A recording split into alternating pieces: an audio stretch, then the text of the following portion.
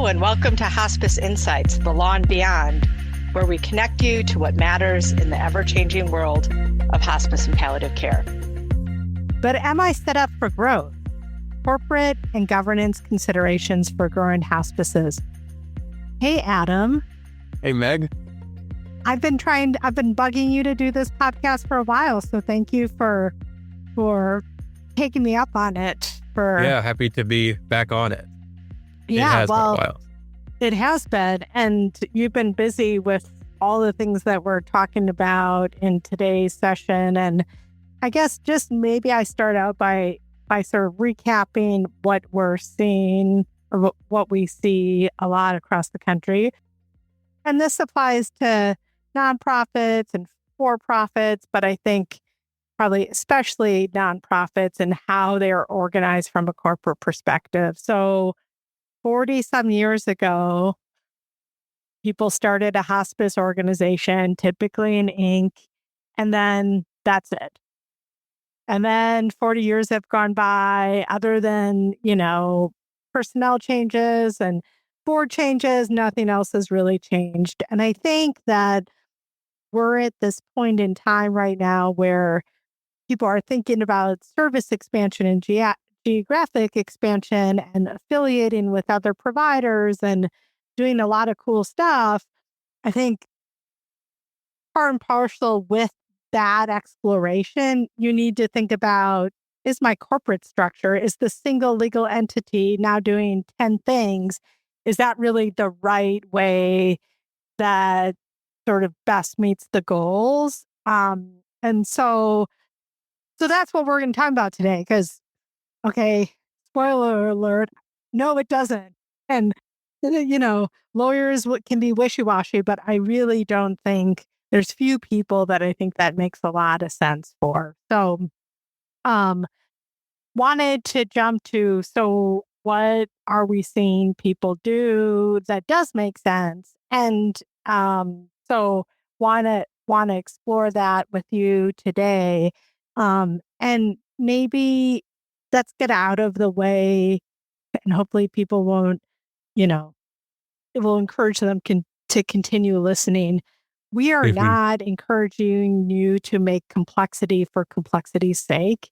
And I actually think what we're talking about in the session doesn't need to lead to lots of administrative burden and oh my God, I'm going to need, someone to just manage all of my boards, and all I'm going to be doing is going to board meetings and, all this stuff. I don't think it needs to be that way. So let's just get that sort of misnomer out of place right now, because I don't think that it needs to be that way. And I actually think it can streamline a lot of things for folks. So. Yep, exactly. And and so to your point, what we're generally seeing is for hospices that are either diversifying their service lines and creating new service lines, whether that be expanding into home health or non-hospice palliative care or creating physician practice groups, doing that, or growing through acquisitions, or by affiliating with other hospices or providers.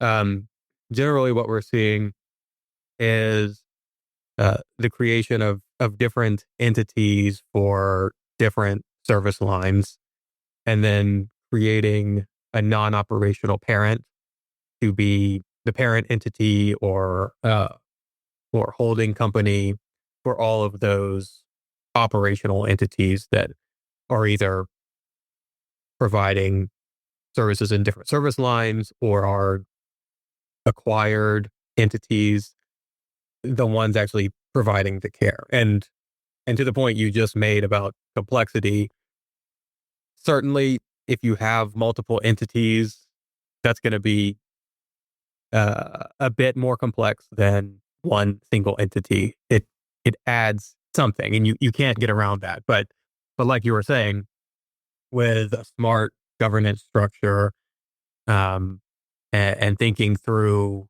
kind of how you can link these separate entities together, you can wind up with a pretty sensible, pretty straightforward structure that's easy to operate and maintain, and then has added benefits. So it continues to help growth, and it helps isolate liabilities among and between different service lines and different entities. And that's a key consideration as hospices start to grow. Different service lines will have different risk profiles. And so isolating those uh, from from the other providers is crucial.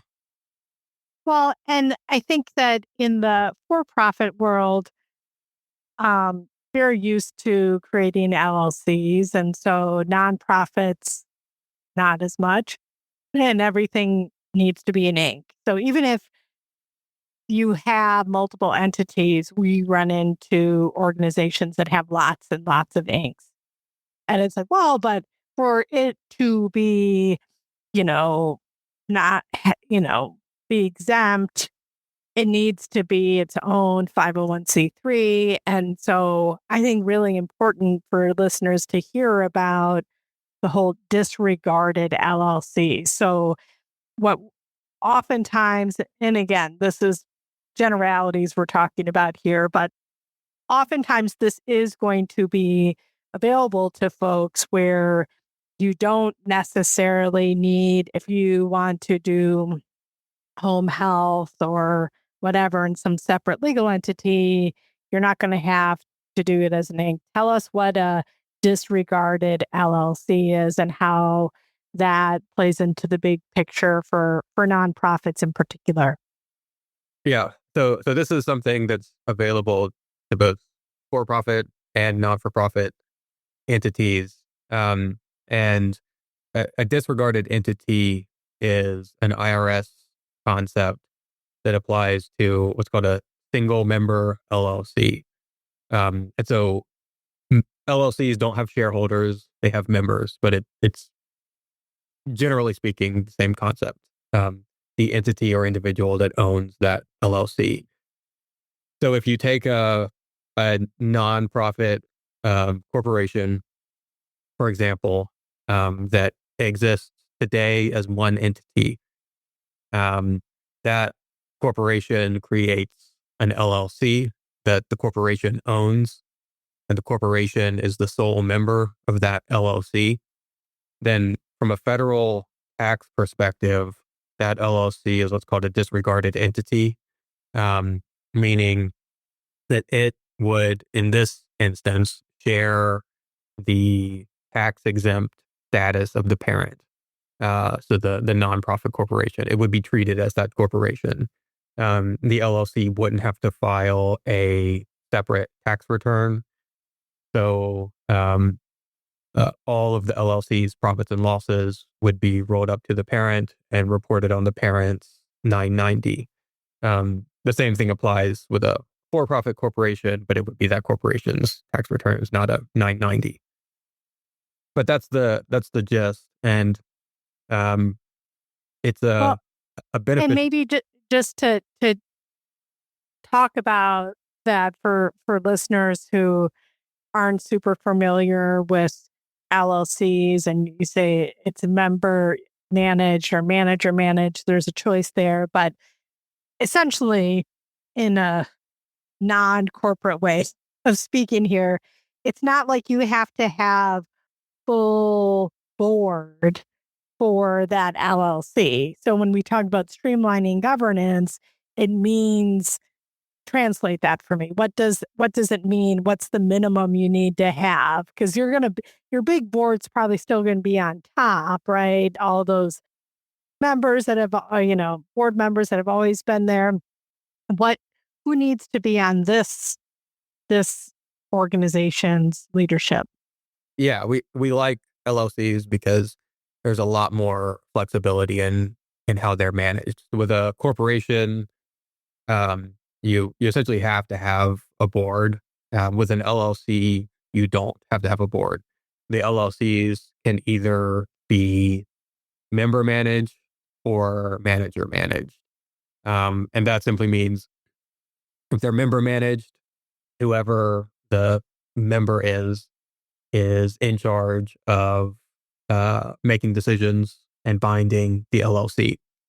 If they're manager managed, that means you appoint an individual or an entity to act as the manager, and then the members delegate that manager um, some authority to operate the LLC, oversee the LLC, and bind the LLC.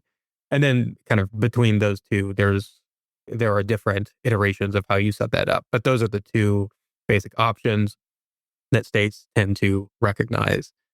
And so, in practice, if you have this sort of simplified structure where it's a nonprofit corporation owning the LLC, you can make the LLC member managed, which means it's managed by the Inc., which in turn is governed by the board.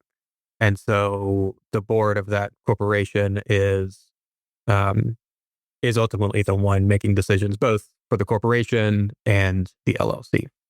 Yeah. And I think that's super helpful because I do think a lot of our corporate clients, they're very familiar with the governance of Incs and less familiar with LLCs and sort Mhm. of the flexibility there, which is, I think, super important. And the time to think about this stuff is now or like before you do stuff because,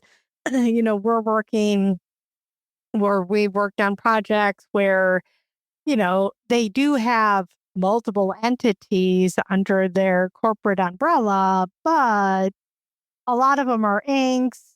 The Mhm. parent is an operational entity. And it's not like you can't legally convert an Inc. to an LLC, but it's a lot of work, right? So it's better to, if you're thinking of these expansion opportunities, growth opportunities, best to sort of get that in place before you start pursuing these things, because then you're really in a plug and play mode as opposed to like, trying to recreate the past because it's harder to do it and obviously more expensive. And it's probably, is it really worth the squeeze at that point? Absolutely. Yeah. Yeah, exactly. But generally what we found is the LLCs, if you're in a position where you're creating a new entity as opposed to dealing with currently existing entities and how those can fit in your organizational structure, the LLC does tend to make a lot of sense for all of those reasons. And you get the same um, asset protection as you do in a corporation, just without the headache of a separate board. So let's talk about, unpack a bit the non operational parent or holding company. And we use the non operational parent as sort of shorthand because this entity isn't going to hold any licenses as a healthcare provider or anything like that. Um, and and I would say one common question we get when we're working through this with clients is to say, well, I'll just put my parent company, why doesn't my big entity just become the parent? And that holds a bunch of hospice licenses and real estate and all this stuff. And it's like, no, Yeah. Not not probably the best. And so, in brief, why is that not the best, ideally? Yeah, and it really boils down to risk and um, isolating liabilities among entities. If you have a um, uh, an existing entity that's operating your hospice, that that hospice operation creates a fairly large risk profile. I mean, even if you look just at audit liabilities alone, we're seeing pretty extensive liabilities potentially just from CMS audits alone.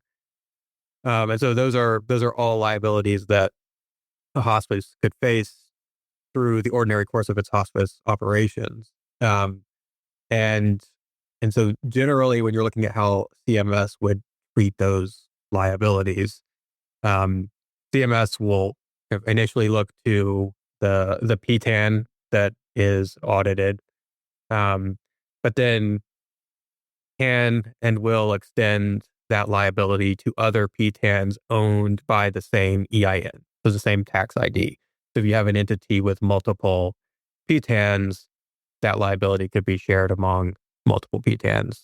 On the other hand, if you have separate entities that have different EINs, generally speaking, the liability stays with the EIN. It won't transfer to another EIN.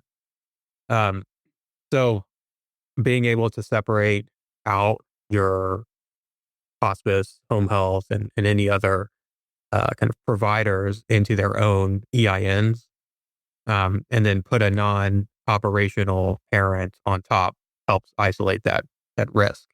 And then from a general corporate perspective, if you have an operational parent, so meaning one that operates a provider and has a PTAN, could potentially be faced with these liabilities. If that provider or that entity owns other entities, those liabilities could be shared by the entities that it owns as assets of that entity. So creditors, whether that be CMS or any other creditors, could potentially satisfy a liability from the assets of a subsidiary. So the liability of a parent being satisfied from the assets of a subsidiary, not conversely, though. Yeah. So things can flow down, but not up. Yep. And so I think that that's sort of misnomer number two. So one is like, oh, this is going to require lots of boards and governance and all this stuff. And then second is like, well, I just pop these entities under my big entity that holds all this stuff. And it's like, well, you probably ideally want to do something more wholesale. Mhm. and and so and there's so much we could talk about here, but I think maybe the last place we go is that to do this kind of stuff that we're talking about, it is going to require reporting to CMS through the 855 and, um, to state licensing and whatnot. But that's just sort of pause on that and be like, that's not the end of the world. Like I feel like there are folks I've talked to and it's like, I don't want to do anything that requires updating. It's like, given how frequently you need to be updating your 855, like anytime there's a board change or, Exactly. high level manager change, you need to be updating. These are like routine things. So it's not a big deal, especially if it's a change of information. So Mhm. if, in short, the tax ID isn't changing of the entity, and, so you just put a new operational parent on top, that might not, it might just be a change of information and not what we call a change of ownership. Again, it sort of depends on if you're having to move around where the provider number is held and whatnot. But it's not, these things aren't insurmountable. And I just think that hospices are getting to be larger and larger and more complex and more sophisticated organizations. And we really need to have corporate hygiene and sophistication that matches that because it just, as you said, like hospices, just from a government liability standpoint, with audits and stuff, there is a lot of liability. We might not have the same malpractice liability that like an OBGYN is going to have, but, I mean, pick your poison, right? I mean, there's, we deal with $100 million overpayments that would bankrupt any company.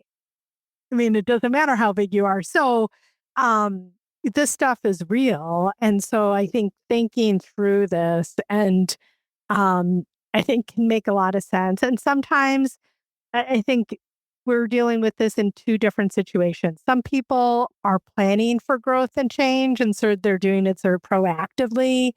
Other times we're working on these projects, like we're working on an affiliation, and then, you know, it makes sense to think through the sort of structuring at the same time about what makes, exploring these questions and stuff and thinking through that governance piece. But I think they've been really worthwhile projects because we've been doing a lot of these. And in terms of, is it worth the squeeze? I think absolutely, given that I don't think we're going back to the future.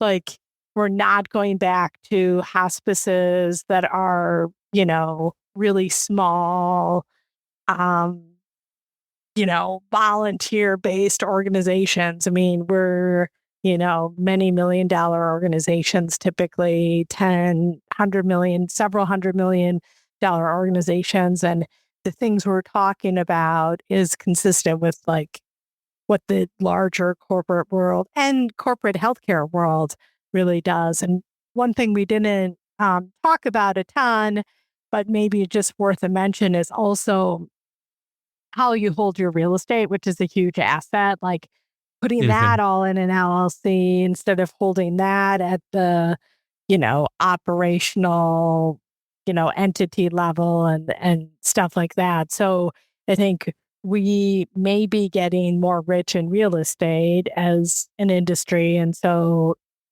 that's another thing to think about here.